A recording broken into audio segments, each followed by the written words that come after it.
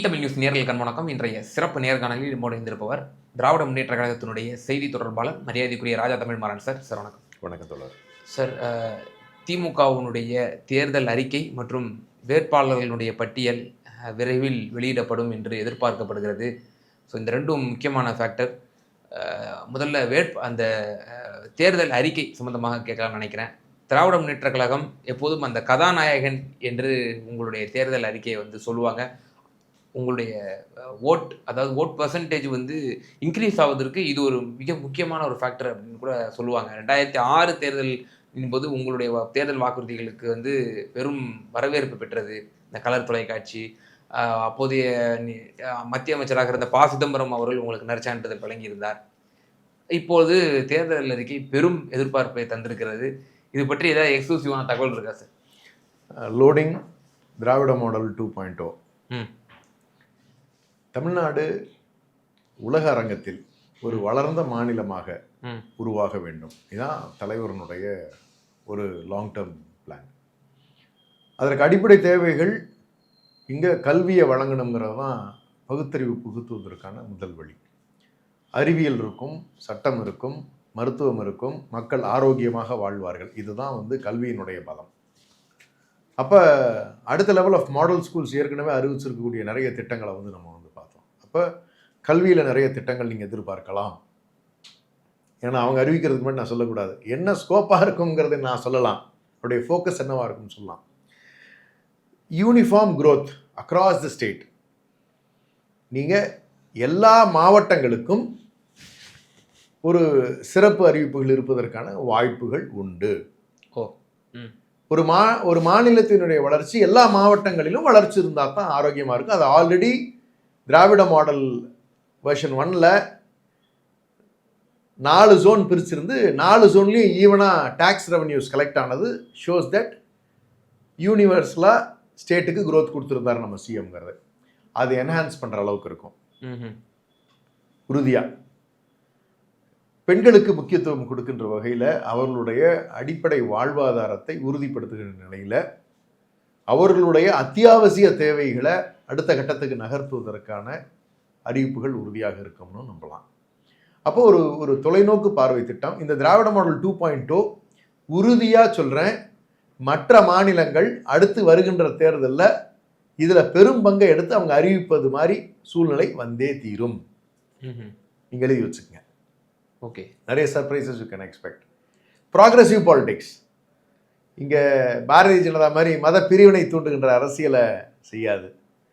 இன்னும் ஒருபடி மேலே சொல்லணும்னா அதிமுக பழனிசாமி ஐயா செஞ்ச மாதிரி ஃப்ரிட்ஜு கொடுப்பேன், அது கொடுப்பேன், இது கொடுப்பேன் அப்படின்னு சொல்லிவிட்டு திராவிட மாடல் அரசில் நம்ம செய்த திட்டங்கள் எல்லாத்தையும் பெயரை மட்டும் எடுத்துகிட்டு இதெல்லாம் செய்வோம்னு அறிவிச்சிருக்காரு. அது ஸ்கீம் பேரை போட்டிருந்தாருன்னா அது தெளிவாக தெரிஞ்சிருந்திருக்கும். ஆல்ரெடி எக்ஸிஸ்டிங் ஸ்கீம்ஸை தான் தேர்தல் அறிக்கை அதிமுகவில் கொடுத்து வச்சுருக்காரு. கல்வியில் உதாரணத்துக்கு சொல்கிறேன், ஸ்டெம் லேப்லாம் நம்ம ஆல்ரெடி கொடுத்தாச்சு. அந்த ஸ்டெம் லேப் உருவாக்கி தருவோம் ஸ்கூலுக்குன்னு சொல்கிறாரு.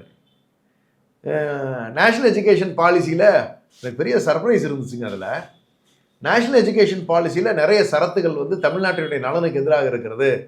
அந்த சரத்துகள் நீக்குவதற்காக நாங்கள் நடவடிக்கை எடுப்போம்னு கூறுறாரு. இதை வெளிப்படையாக பேச வேண்டித்தானே? ஆமாம் சார், ஒரு மாநில கட்சி, ஒரு மாநில சுயாட்சி பேசக்கூடிய கட்சி சார் இடம்பெறணும். இதை பற்றி அவர் பேசவே இல்லைங்க கடந்த காலத்தில். ஆனால் அவங்க தேர்தல் அறிக்கையில் பெரிய பேரா இருக்கு. 102வது பாயிண்ட்டோ 103வது பாயிண்ட்டோ பக்க நம்பர் 25. நம்மளுடைய பள்ளிக்கல்வித்துறை அமைச்சர் அன்பில் மகேஷ் அண்ணன் என்னெல்லாம் கேட்டாரோ அதை அப்படியே சொல்லி வச்சிருக்காருங்க. என்னெல்லாம் திட்டங்கள் இங்கே செயல்படுத்திக்கிட்டு இருக்கோமோ அந்த திட்டங்களெல்லாம் என்ன புதுசாக செய்கிற மாதிரி சொல்கிறாரு. நம்ம ஆர்டிஃபிஷியல் இன்டெலிஜென்ஸ் 5ஆம் கிளாஸ்லேருந்து மைக்ரோசாஃப்டோட டைப் பண்ணி நம்ம ஆல்ரெடி எக்ஸிக்யூஷனில் வச்சுருக்கோம். அது அறிவியல் கணினி அறிவியல்னு சொல்லித்தருவோம்னு சொல்லிட்டு அதுக்கு பாடத்திட்டம் வகுக்கப்படும்னு சொல்கிறாரு. இதுதானே அது? நம்ம செஞ்சுக்கிட்டு இருக்கிற ஸ்கீமை தேர்தல் அறிக்கையா அதிமுக வெளியிட்டிருக்கு. ஸோ எக்ஸிஸ்டிங் ஸ்கீம்ஸை தான் சற்று மிகைப்படுத்தி பெயரை மாற்றி அவர் பெயரை மாற்றலை, ஸ்கீம்ஸோட பேரெல்லாம் எடுத்துட்டு அதையெல்லாம் ஒரு ஒரு ஸ்மால் பேராகிராஃபாக டிஸ்கிரைப் பண்ணி பேர் இல்லாமல் தேர்தல் அறிக்கையாக கொடுத்துருக்காரு சார். அவ்வளோதான் இருக்குதுல. இப்படிதான் நிறைய திட்டங்கள் நான் பார்த்தேன். ஒருவேளை நாங்க அறிவிச்ச பிறகு அறிவிச்சு கட் காப்பி பேஸ்ட் போடுவாங்க, +1+1 போடுவாங்க. ஆனா இபிஎஸ் என்ன சொல்றாரு, நீங்க தான் எங்களை பார்த்து காப்பி அடிச்சீங்க. நாங்க என்ன சொன்னோம், மகளிர் உரிமை தொகை நாங்க ஆட்சிக்கு வந்தோம் 2000 தரோம். ஐயா, நாங்க தேர்தல் அறிக்கை கேட்டோம். திமுக அரசு என்ன திட்டங்கள் பண்ணிருக்குன்னு நாங்க கேட்கல. அதிமுகவுடைய தேர்தல் அறிக்கை எப்படி இருக்குன்னா, திமுக திராவிட மாடல் அரசு என்ன செஞ்சுச்சோ அதெல்லாம் சொல்ற மாதிரி இருக்கு. எடுத்து படிங்களேன், தெரியும். நான் ஆதாரத்தோட தான் சொல்றேன்.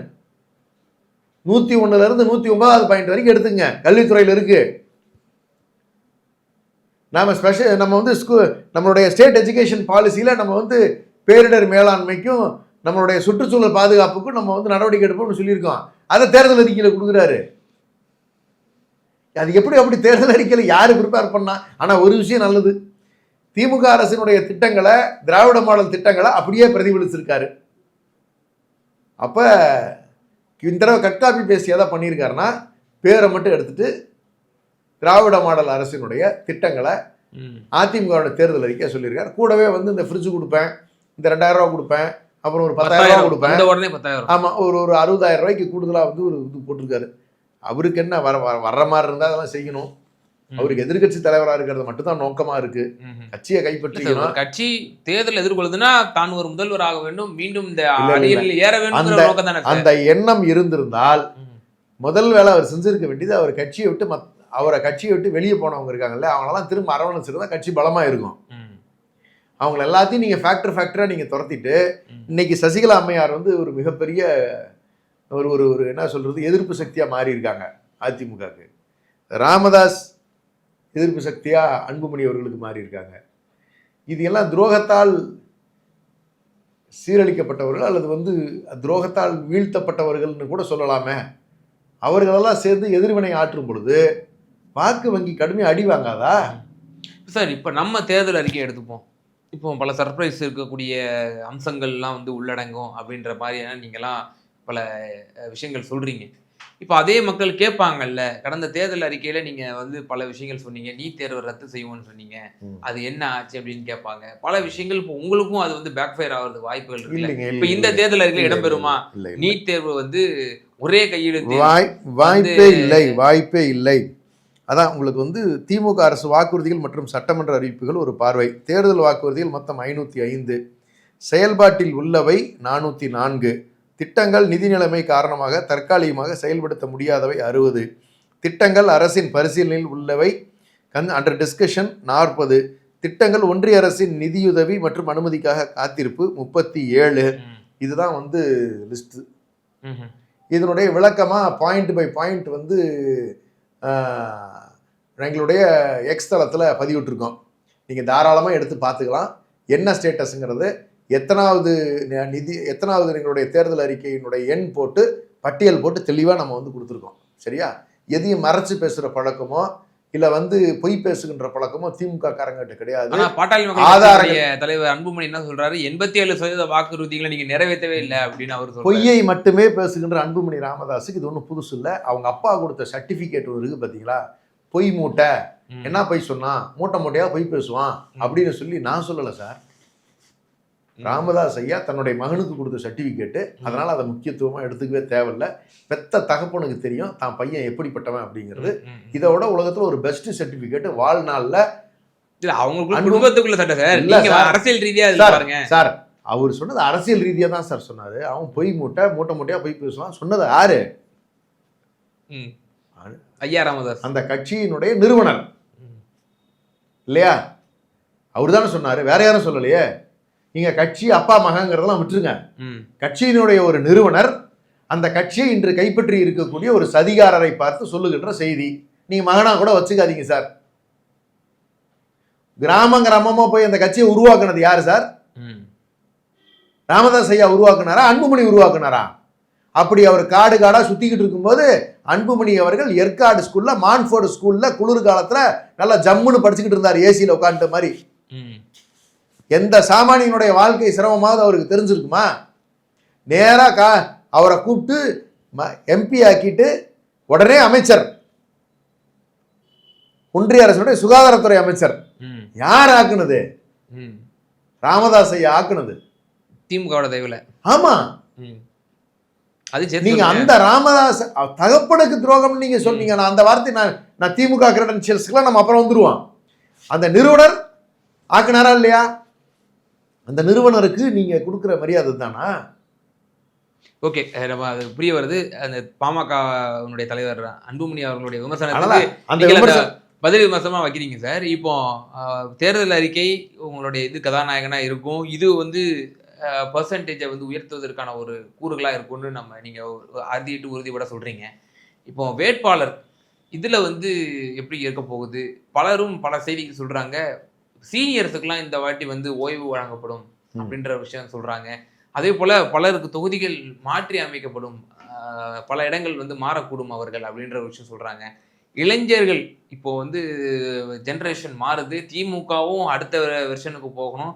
அடுத்து உதயநிதி அவர்கள் வந்து தலைமை ஏற்க போறாரு திமுகவுக்கு. அவருக்கு ஏற்றவாறு அவருக்கு சகாக்களும் அமைச்சர்களும் வந்து அவ்வாறு அமைய வேண்டும் என்கிற ஒரு நோக்கோடு இந்த சட்டமன்ற தேர்தலுடைய வேட்பாளர் பட்டியல் அமையும்லாம் சொல்றாங்களே, அப்படிதான் அமைய போகுதா? நீங்களே நிறைய விஷயத்த சொல்லியிருக்கீங்க. திமுகங்கிறது ஒரு 75 ஆண்டு கால கட்சி தாண்டி இன்னைக்கு 76வது ஆண்டு நடைபெற்று கொண்டிருக்கிறது. இந்த கட்சியில் மாற்றங்கள் வரும். கொஞ்சம் கொஞ்சமாக தான் சேஞ்ச் பண்ண முடியும்.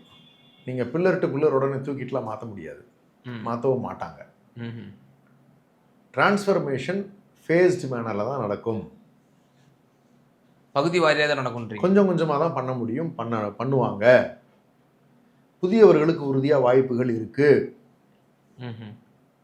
இன்று இளைஞரணி செயலாளர், இளைஞரணியை வழி நடத்துகின்ற துணை செயலாளர்கள் இருக்கிறாங்க, மாவட்ட அமைப்பாளர், துணை அமைப்பாளர் இருக்காங்க. இத்தனை லட்சம் நிர்வாகிகளை கூப்பிட்டு மண்டல வாரியாக மாநாடு நடத்துகிறார். இந்த இளைஞரணி தான் அடுத்து திராவிட முன்னேற்ற கழகத்தை பெரும் பங்கு வழிநடத்த போகிறது எதிர்காலத்தில். அப்போ அவர்களுக்கான வாய்ப்புகள் உறுதியாக வழங்கத்தான் படும். உழைத்தவர்களுக்கு தானே சீட்டு கொடுக்குறாங்க. அதே மாதிரி முக்கியமான சீனியர்ஸை தவிர்த்தெல்லாம் வந்து திமுக எனக்கு தெரிஞ்ச வரைக்கும் தவிர்த்தெல்லாம் வந்து பண்ண மாட்டாங்க. ஏன்னா நீங்கள் வச்சுக்கோங்களேன், அவர்கள் இருப்பது தான் இந்த கட்சிக்கு கொள்கை ரீதியாகவும் சரி, அடித்தளமும் சரி, சிந்தனை ரீதியாகவும் சரி, அவர்கள் எல்லாம் தொடர்ந்து இதில் இருக்கணும்னு தான் தலைவருடைய விருப்பமாகவும் இருக்கும்.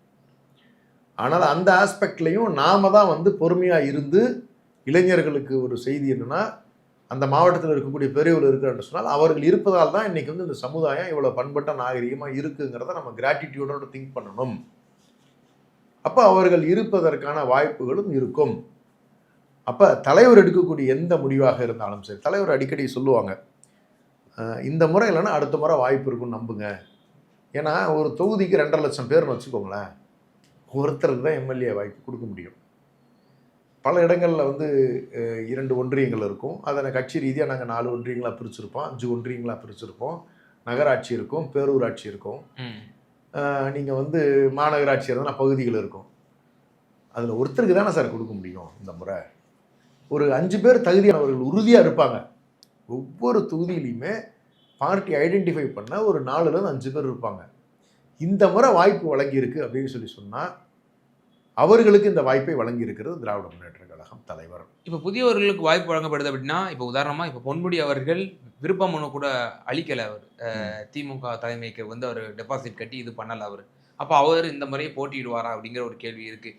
இப்போ புதியவர்கள் வாய்ப்பு எவ்வாறு திமுகவுக்கு வழங்கப்படும்? ஒரு உங்களை இப்போ உதாரணத்துக்கு உங்களை எடுத்துக்கும், நீங்கள் வந்து திராவிட முன்னேற்ற கழகத்தில் உணர்வுபூர்வமாக பெரியார், அண்ணா, கலைஞர் இது நம்ம இந்த கொள்கையை உள்வாங்கி நம்ம கடைக்கோடி தொண்டர்லேருந்து சற்று படிப்படியாக உயர்ந்து இப்போ செய்தி தொடர்பாளர் அப்படின்ற மாதிரி நீங்கள் சில பதவிகளிலிருந்து நீங்கள் அடைஞ்சிருக்கீங்கன்னா, உங்களை போன்றவர்கள் களத்தில் நிற்கக்கூடியவர்கள் காலங்காலமாக பணி செய்தவர்கள் வழங்கப்படுகிறதா, அல்லது ஏற்கனவே எக்ஸிஸ்டிங் மினிஸ்டர்ஸ் அவர்களுடைய புதல்வர்களுக்கு வழங்கப்படுகிறதா? இப்போ உதாரணத்திற்கு பொன்முடி இருக்கிறார் என்று சொன்னால் அவருடைய மகன் கௌதம சிகாமணிக்கு தானே வாய்ப்புகள் வழங்கப்படுகின்றன.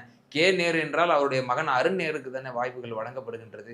இப்படி ஒவ்வொரு அமைச்சர்களுடைய வாரிசுகளுக்கே மீண்டும் மீண்டும் வழங்கப்படுவதன் எதிரொலியாக உங்களை போன்ற சாமானிய தொண்டர்கள், உங்களை போன்ற உணர்வுபூர்வமாக உழைக்கக்கூடிய தொண்டர்களுக்கு திராவிட முன்னேற்ற கழகத்தில் சட்டமன்ற உறுப்பினராகவோ அமைச்சராகவோ எம்பியாகவோ ஆவதற்கான வாய்ப்புகள் மறுக்கப்படுமா, அல்லது வரக்கூடிய காலங்களில் இது மறுசீரமைப்புக்கு உள்ளாக்கப்படுமாங்கிற ஒரு கேள்வி இருக்கு.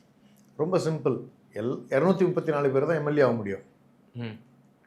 ஒரு மாவட்டத்தில் நான் திரும்ப 2.5 லட்சம் பேர் இருக்கக்கூடிய ஒரு தொகுதியாக இருந்தால் ஒருத்தர் தான் ஆக முடியும். இந்த முறை இல்லைன்னா அடுத்த முறை வாய்ப்பு வரும். ஒருவேளை எம்எல்ஏக்கு வாய்ப்பு இல்லைன்னா உள்ளாட்சியில் வாய்ப்பு வரும். வார்டு செயலாளர் எலெக்ஷன் கூட நிற்கலாம் இல்லையா? மக்கள் பிரதிநிதி ஆகிறதான நமக்கு பிரதிநிதி இல்லை, அதான நமக்கு அவசியம். ஒரு ஜோனல் சேர்மேன் ஆகலாம், ஒரு மேயர் ஆகலாம். அப்போ நீங்கள் ஒரு ஒரு இன்னும் சொல்லணும்னு சொன்னால் நீங்கள் மாவட்ட ஒன்றிய கவுன்சில் சேர்மன் ஆகலாம். எத்தனையோ பொறுப்புகள் இருக்குல்ல. இப்போ வாரியத்துக்கு உறுப்பினராக நியமனம் செய்யப்படலாம். எத்தனையோ வாரியங்கள் இருக்குது. சீட்டு கொடுத்தாதான் நான் கட்சி என்னை ஏற்றுக்குச்சுன்னு நினச்சேன்னா மிகப்பெரிய தப்பு அது. இந்த முறை இல்லைன்னா அடுத்த முறை உறுதியாக வாய்ப்பு வரும் அப்படிங்கிற நம்பிக்கை தலைமை மேலே எப்போவுமே வச்சுருக்கணும்.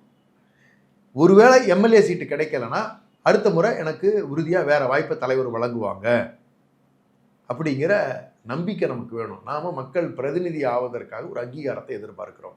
அப்படி எனக்கு கிடைக்கலனாலும் என்னுடைய சகோதரனுக்கு தானே கிடச்சிருக்கு, என்னுடைய நண்பருக்கு தானே கிடச்சிருக்கு. நான் ஆனால் என்ன, அவரு ஆனால் என்ன, நம்ம கட்சி ஜெயிக்கணும், அதான லார்ஜர் பர்பஸு. நமக்கு இன்னைக்கு தமிழ்நாட்டை விட்டு பாரதிய ஜனதாவை விரட்டணும். அதுக்கு நான் கேண்டிடேட்டாக இருந்தால் தான் அவசியம் இல்லையே. இல்லை, அதாவது உதாரணத்துக்கு உங்களை சொன்னேன், இப்போ சாமானியர்களுக்கு வழங்கப்படக்கூடிய வாய்ப்புன்னு ஒன்று இருக்குல்ல சார். ஒவ்வொரு முறையும் ஒரு குறிப்பிட்ட உதாரணத்துக்கு இப்போ அது தேசிய கட்சியில கூட நம்ம சாத்தியப்படுறத பார்க்குறோம் எக்ஸம்ஷனெல்லாம். உதாரணமாக காங்கிரஸ் கட்சியில் ஜோதிமணி அம்மையாருக்கு கொடுத்தாங்க, சசிகாந்த் செந்திலுக்கு கொடுத்தாங்க. இந்த மாதிரி பலரும் மேற்கோள் காட்டப்படுது. பிஜேபியில் கூட பலரும் இந்த மாதிரி விளிம்பு நிலையில் இருக்கக்கூடியவங்களுக்கு கூட திடீர்னு தலைவர் பதவி கொடுக்குறாங்க, திடீர்னு எம்எல்ஏ ஆகிறதுக்கு அவங்களுக்கு சான்ஸ் கிடைக்குது. அப்படி புது புது தலைவர்களை உண்டாக்குறாங்க, களத்திலிருந்து எடுக்கிறாங்க அப்படின்ற ஒரு விஷயம் இருக்கு இல்லையா? அந்த மாதிரி நம்ம திமுகவில் பார்க்க முடியுதா இந்த தேர்தல்லையா? இந்த தேர்தலில் உறுதியாக சொல்கிறேன், புதியவர்களுக்கு வாய்ப்புண்டு. ஓகே, நான் தான் சொன்னேன், இளைஞரணி நிர்வாகிகளில் பொறுப்புண்டு. அவர்கள் சட்டமன்ற உறுப்பினர் ஆவதற்கு தேர்வு செய்யப்படுவார்கள். ஓகே, வேட்பாளர் அறிவிப்பது மட்டுமல்ல, மிகப்பெரிய வெற்றியையும் பெறத்தான் போகிறார்கள். ஏன்னா கடந்த முறை ஒரு உதாரணத்துக்கு இளைஞரணியிலிருந்து பிரகாஷ் அவர்களை மாநில துணை செயலாளர் ஈரோடு நாடாளுமன்றத்துக்கு சீட்டு ஒதுக்குனாங்க. என்டையர் இளைஞரணியும் போய் அவருக்கு வேலை பார்த்து ஜெயிக்க வச்சுச்சு. அப்போ அந்த ஒரு ரெப்ரசன்டேஷன் அந்த இளைஞரணிக்கான ரெப்ரசன்டேஷன்.